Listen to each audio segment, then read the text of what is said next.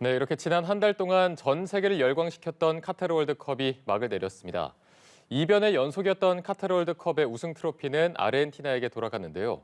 카타르 월드컵이 남긴 기록들 김대길 축구 해설위원과 함께 짚어보겠습니다. 안녕하십니까? 네, 안녕하세요. 네, 어제 정말 새벽까지 결승전다운 혈투가 벌어졌고 어떻게 보면 그 화려하게 마무리를 좀 했다라고 볼 수 있을 것 같은데 한 달 동안의 그 월드컵을 봤을 때 해설위원께서는 어떤 장면이 가장 기억에 남으셨습니까? 오늘 새벽에 펼쳐진 결승전도 가장 기억에 남지 않을까 하는 생각이 들고요. 네. 또 이번 월드컵은 처음으로 중동에서 열리는 그런 월드컵이었고 또 거기에 따른 또 이변이 많이 일어났죠. 그러니까 조별 예선에서 이제 우승 후보로 지목받았던 독일이랄죠. 벨기에들이 조별 탈락하는 그런 이변도 있었고요. 네. 또 이제 잠시 후에 또 소개를 하겠습니다만 이제 아르헨티나도 우승을 했습니다만 사우디에게 첫 경기 조별 첫 경기에서 패배하면서 또 사우디가 그 다음날 국경일로 정하는 뭐 그런 일도 있었고요. 또 가장 또 기억에 남는 것 중에 하나는 이번 피파에서 10대 명장면 중에 하나가 우리 대표팀을 뽑았더라고요. 네네. 그게 뭐냐면 이제 우리가 포르투갈을 2대1로 이기고 있었는데 저쪽 경기장이 좀 늦게 시작했거든요. 그래서 그 경기 결과를 봐야 되는데 그 경기가 한 10분 정도 지연되어지면서 우리 선수들이 그 경기를 지켜봐야 되는 네. 이제 그 장면이 좀 지금 이제 화면에 나오고 있습니다만 저때 우리 선수들이나 벤투 감독 또 모든 국민들께서 얼마나 가슴 저렸겠습니까? 저 장면도 가장 인상에 남는 장면이 아닐까 싶습니다. 네, 저 때도 뭐 추가 시간이 생각보다 더 길게 가서 그렇죠. 많은 국민분들께서 굉장히 초조하면서 봤던 기억이 나고요. 그렇습니다. 말씀해 주셨던 그 아르헨티나가 사우디에게 졌던 게 네. 굉장히 이변 중 하나로 꼽혔는데 결국에는 아르헨티나가 우승을 했기 때문에 어떤 그게 약이 됐다 이렇게 볼 수 있을까요? 그렇죠. 그러니까 이제 예선 첫 경기에서 그것도 전혀 예상치 않았던 이제 아르헨티나가 사우디에게 패한다. 이거는 무승부는 갈 수 있는데 그것도 먼저 선취 득점 이후에 역전패였거든요. 네네. 그러니까 도저히 상상하기 어려운 상황이었고, 근데 아르헨티나가 그걸 극복을 했어요. 근데 이제 저런 장면들이 최근에 월드컵을 좀 거슬러 올라가면 있긴 있었어요. 그러니까 2010년 남아공 월드컵 때 스페인이 스위스에게 조별 첫 경기에서 1대0으로 패했는데 그게 약이 돼서 결국은 2010년 남아공 월드컵에 스페인이 우승을 했거든요. 근데 그와 유사하게 지금 아르헨티나가 첫 경기 사우디에게 패배하면서 참 힘들어졌다 했는데 결국은 극복해내고 그게 어떻게 보면 이제 아주 정말 좋은 예방 주사를 첫 경기에서 맞았다 뭐 이렇게도 결과론적으로는 해석할 수 있을 것 같습니다. 네. 자, 이번에 아르헨티나의 경기를 보니까 메시는 정말 잘하고 펠마메라는 얘기가 나오더라고요. 펠레, 마라도나 이제 메시까지 해서 어떤 진정한 축구의 신 반열에 올랐다는 평가가 나오고 있는데 활약 전반적으로 어떻게 보셨습니까? 근데 뭐 지구촌 팬들께서는 그동안 이제 메시 이 선수가 월드컵 우승컵이 없었기 때문에 네. 펠레와 마라도나급은 아니지 않느냐 이제 이런 이제 논쟁이 있었거든요. 근데 제가 봤을 때는 이제는 뭐 메시가 단연 축구 황제다. 92년간에 펼쳐졌던 월드컵 중에 가장 빛나는 그런 선수가 됐고요. 또 이제 메시 선수가 지금 나이가 35이었으니까 네. 사실 이제 경기 내용에 대해서 또 의문을 가질 수 있었는데 전혀 그렇지 않았고요. 뭐 젊은 선수들 못지않는 활동량과 경기 출장 시간을 보여줬고 또 월드컵 출전한 메시 선수가 지금 이번 대회까지 하면 5번인데 그 보여줬던 경기력이나 결과는 최고였다. 그리고 지금 이제 화면에 나오고 있습니다만 거의 뭐 이 축구 선수로서 가질 수 있는 모든 우승컵을 다 거머쥐었거든요. 거기에 이번 이 월드컵을 통해서 그 누구도 깨기 어렵다 했던 펠레의 공격 포인트도 21개로 늘려놨고요.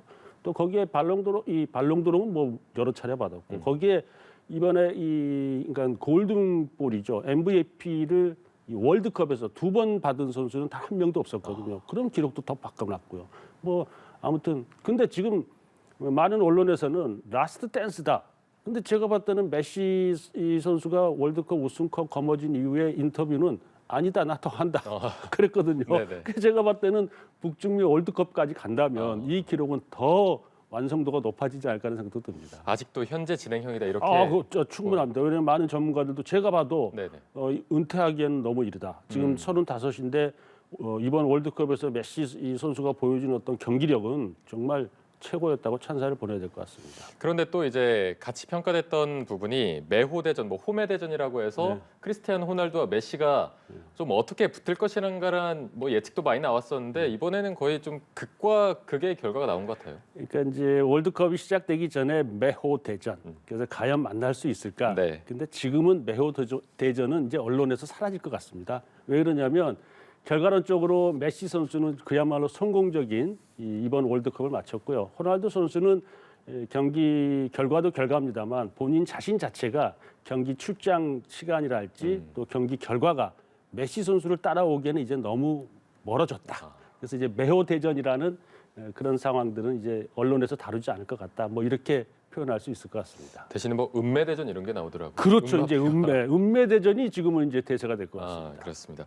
이번에 뭐 여러모로 이변이 굉장히 많았는데 모로코가 4강 진출한 것도 굉장히 큰 이변이었던 것 같아요. 그렇죠. 그러니까 아프리카의 최초 4강 진출 신화. 그러니까 우리가 2002년 월드컵 4강 신화를 아시아에서 이루었듯이 이제 그에 버금가는 그런 어떤 갈목한 성적이에요.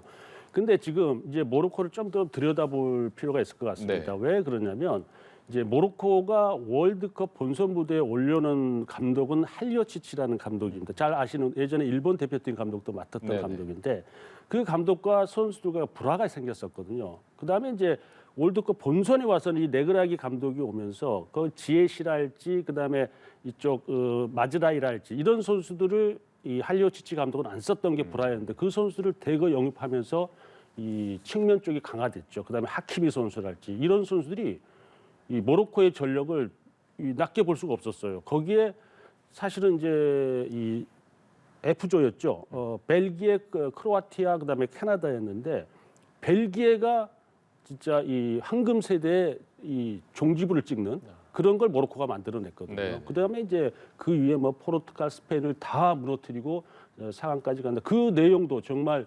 놀랄만하다. 그래서 모로코의 어떤 돌풍은 이 아프리카 축구를 조금 더 우리가 관심 있게 봐야 되는 그런 신선한 어떤 충격이었다 봐야 될 것 같습니다. 네, 아프리카의 축구 역사를 새로 쓴 모로코의 4강 진출이 또 하나의 이변이었고 아시아 축구도 좀 저력을 보여줬다라는 평가가 나오거든요. 그렇습니다. 그러니까 이번에 이제 조별 예선 통과한 16개국의 대륙별로 보면 이제 5개 대륙이 올라갔어요. 네네. 그러니까 예전에는 그러지 않았습니다. 절대적으로 유럽, 남미, 그다음에 이제 우리 아시아 국가들이요. 지난 2014년 브라질에는 단 1승도 거두지 못하고 다 탈락했습니다. 그다음에 2018년도에는 아프리카가 한 팀도 못 올라가고 다 탈락했어요. 그러니까 결국은 유럽과 남미가 경쟁을 하는 그런 구도에서 이번 월드컵은 5개 대륙이 16강에 다 올라갈 수 있는 좀 평준화된 그런 것을 보였거든요. 거기에 우리 아시아 국가가 지금 이제 축구 변방이라고만 여겨졌습니다만 이번 월드컵에서는 아시아의 이 앞으로의 어떤 도전과 발전을 희망을 볼 수 있었던 그런 월드컵이라고도 볼 수 있습니다. 네, 아프리카뿐 아니라 아시아 축구도 저력을 좀 확인했다라는 평가가 나오고 이번에 보니까 역대 가장 많은 뭐 골 폭죽, 골 파티라는 얘기가 나옵니다. 네. 결승전까지 총 172골이 터져서 굉장히 많이 나온 것 같은데 뭐 특별히 이렇게 골이 많이 터진 배경 같은 게 분석된 게 있을까요? 이렇게 보아야 될 것 같아요. 그러니까 이제 축구 전술 운영 형태 보면 이제 예전에는 이제 월드컵이 한 번씩 던져주는 메시지는 압박 축구가 있었고요, 탈압박 축구가 있었고 또 어떤 포메이션을 쓰는 이런 어떤 이 전술의 메시지가 있었는데 이번 월드컵에는 그렇게 큰 메시지는 없었던 것 같아요. 거기에 이제 좀 더 축구가 가확하에 다가서는 그런 어떤 게 있었고 그다음에 이 골키퍼를 좀 더 적극적으로 이용하는 전술적인 변화가 이게 눈에 띄었거든요. 이제 거기에 각 팀들이 좀 더 공격적인 전술을 조금 완성도를 높였던 것이 이번에 어떤 이 득점력이 172골이었죠. 그러니까 이것은 지난 2014년 브라질 월드컵, 그다음에 98년 프랑스 월드컵 때는 171골이었거든요. 그러니까 그보다 뛰어넘는 경기당 2.68골로 그러니까 어떻게 보면은 지구촌 팬들께는 많은 골이 나왔기 때문에 훨씬 더 흥분을 할 수 있는 기쁨을 줄 수 있는 그런 어떤 월드컵이었다고 볼 수 있습니다. 네. 그리고 월드컵 사상 처음으로 여성 주심이 등장을 했습니다. 프라파르 주심이 등장을 해서 이 부분도 의미가 충분히 있을 것 같아요. 큰 의미가 있습니다. 92년 동안에 열리지 않았던 금녀의 벽이 열렸습니다. 네. 그리고 피파에서 이번 심판진을 구성하는 게 이제 피파의 콜리나 심판위원장이 129명의 심판진을 구성을 했거든요. 거기에 이제 이 프라파르 여성 심판을 포함한 총 6명의 여성 심판이 최초로 이번 월드컵에 여성이 참여하게 됐는데, 그러니까 코스타리카와 독일전 경기를 주심을 봤어요. 이게 이제 최초의 기록이 남게 될 텐데 아마 향후에 피파에서는 여성 이 심판진들의 이 참여 비율을 더 높일 가능성이 있습니다. 그러니까 129명에 6명이니까 비율을 따지면 대략 한 4.6% 정도의 비율인데 이게 아마 훨씬 더 앞으로는 높아질 가능성이 있다. 근데 너무나 잘 된 거죠. 이 네네. 축구라는 게 남성의 전유물은 아니거든요. 그러니까 여성 심판들도 훨씬 더 성장할 수 있는 기회가 됐다 이렇게 볼 수 있습니다. 네, 이렇게 여러 가지 기록도 있고 여러 의미가 있는 월드컵이었는데 이번 월드컵이 뭐 뇌물 혐의나 뭐 노동자 인권 이런 여러 가지 논란도 있어서 네. 이거 뭐 성공적인 월드컵이었다고 보기는 좀 어렵다는 평가도 있는데 좀 개인적으로 어떻게 보십니까? 그렇죠. 그러니까 카타르라는 이제 가장 작은 국가, 이번 월드컵이 그동안 열렸던 국가 중에 가장 작은 국가였고 또 중동이었고, 근데 그 개최되는 과정들이 조금 순탄치는 않았죠. 그리고 개최되어지면서도 많은 국가에서는 조금 이 반발하는 기사들이 많이 있었습니다. 그 중에는 이제 이주 노동자들이나 이 성소수자들 이런 어떤 차별된 어떤 인권 문제가 대두가 됐었고요. 네. 거기에 지금 이 카타르에서 월드컵을 개최하면서 벌어졌던 스캔들이 계속 도마 위에 올라왔는데 최근에 지금 이제 본격적인 수사가 들어가면서 유럽 의회가 발칵 뒤집혔습니다. 네네. 지금 이게 어떤 결론이 날지 모르겠습니다만, 그러니까 지금 카타르 월드컵이 대외적으로 봤을 때는 상당히 흥행에 성공한 건 맞습니다만 그 이면을 들여다보면 조금 개운치 않은 면들이 많이 내포하고 있다 이렇게도 평가할 수 있죠. 네. 자, 어쨌든 이번 카타르 월드컵은 막을 내리게 됐고 4년 후에 북중미 월드컵에 네. 이제 모두가 좀 집중을 해야 될 것 같은데 참가국 수가 굉장히 늘어납니다. 그렇습니다. 32개국에서 48개국으로 대폭 늘어나고 뭐 경기를 치르는 방식도 무승부는 없어진다 뭐 이런 얘기도 나오는데 4년 뒤에 어떤 식으로 진행이 될까요? 그러니까 피파 인판티노 회장과 집행위원회에서 이제 아직 다 결정된 건 없습니다. 네네. 아직 확실하게요. 근데 일단 참가국 수를 늘리겠다. 그래서 좀 더 관심도를 더 지구촌에서 확대시키겠다는 게 그 취지인데 일단 48개국으로 확대되어지게 된다면은 이제 특히 우리 아시아존에서는 그동안 4.5장의 티켓 배정이 8.5장으로 늘어나거든요. 그다음에 이제 북중미나 저쪽 아프리카 쪽에서도 훨씬 더 많은 참여 국가들이 이제 발생하게 되겠죠. 그래서 과연 이것을 어떻게 대경기 규정을 만들어서 매끄럽게 끌고 가겠느냐. 그 뭐 3개 팀씩 한 조를 만들어서 뭐 승부차기를 만들고 또 어떻게 해서 흥미를 더 진진하게 할 거냐. 이제 이런 것들이 아직 결정되지는 않았습니다만 참가국 수의 확대는 분명해 보이거든요. 근데 경기 방식은 아직 결정이 안 됐고. 근데 일부 언론에서 이제 이런 문제가 제기됩니다. 지금 32개국의 참여 국가도 결과적으로 보면 조별 예선 때 경기력 차이가 많이 나는 거에 대한 질적 상황을 얘기하고 있거든요. 근데 48개국으로 확대되었을 때 월드컵에 대한 질적 상황들을 어떻게 평가할 거냐. 이거에 대한 이제 언론에서 좀 대두를 하고 있거든요. 그러니까 이 문제를 어떻게 슬기롭게 피파에서 잘 버무려서 경기 규칙도 지구촌 팬들이 실망하지 않게끔 만들어내느냐. 이제 이게 좀 숙제로 남아 있다고 봐야 돼요. 일단 48개국으로 확대되는 거, 그러니까 네. 더 많이 참여한다는 거죠. 그렇게 변할 것 같습니다. 이렇게 많이 참여하는 나라 중에 이제 우리나라가 어떻게 4년 네. 뒤에 준비할 것이냐 이 부분이 가장 중요한 것 같습니다. 지금 일단 감독이 공석인 상태이고 지금 공석인 상태에서 우리나라 어떤 식으로 4년 뒤를 준비해야 한다고 보십니까? 일단 이제 이 해외 원정 16강 진출에 대한 이 기쁨과 감동 이제 조금씩 이제 좀 사그러들고 있습니다. 네네. 이제 새로운 시작을 해야 됩니다. 그것은 뭐냐면 사실은 이제 4년 후에 북중미 월드컵에 대한 준비도 해야 되겠습니다만 10년, 20년을 내다보는 우리나라 축구 발전에 대한 동력도 같이 돌려야 되겠죠.